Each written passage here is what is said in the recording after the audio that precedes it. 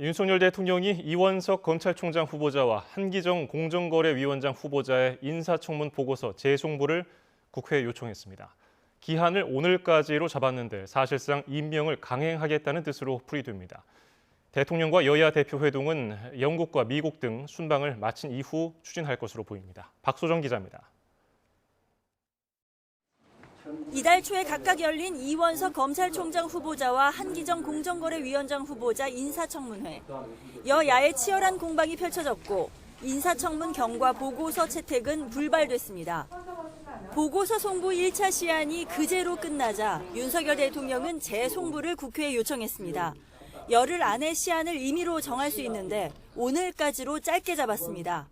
대통령실은 보고서 채택이 안 된 게 10번째라며 책임을 더불어민주당으로 돌렸습니다. 법정 시한까지 어겨가며 채택을 거부하는 것은 자칫 무분별한 국정 발목 잡기로 비칠 우려가 있습니다. 민생과 경제 상황이 위중한 때에 소모적 정쟁으로 국민의 누를 끼치지 말아야 한다고도 경고했습니다. 윤 대통령이 영국과 미국, 캐나다 순방을 앞둔 만큼 그 전에 임명을 강행하겠다는 뜻을 드러낸 것으로 보입니다.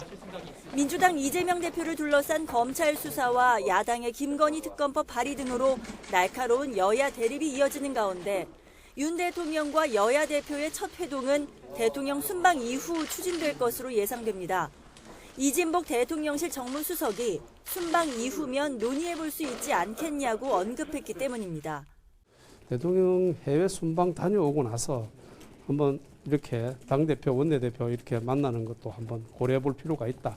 방식은 어떻게 되든지 간에. 이재명 대표가 윤 대통령을 향해 민생경제 영수회담을 거듭 요청한 데 대한 입장을 설명하면서 나온 말입니다. 다만 영수회담이라는 용어는 구시대적이라며 쓰지 않겠다고 밝혔는데 윤 대통령과 이 대표의 1대1 만남에도 선을 그은 것으로 해석됩니다.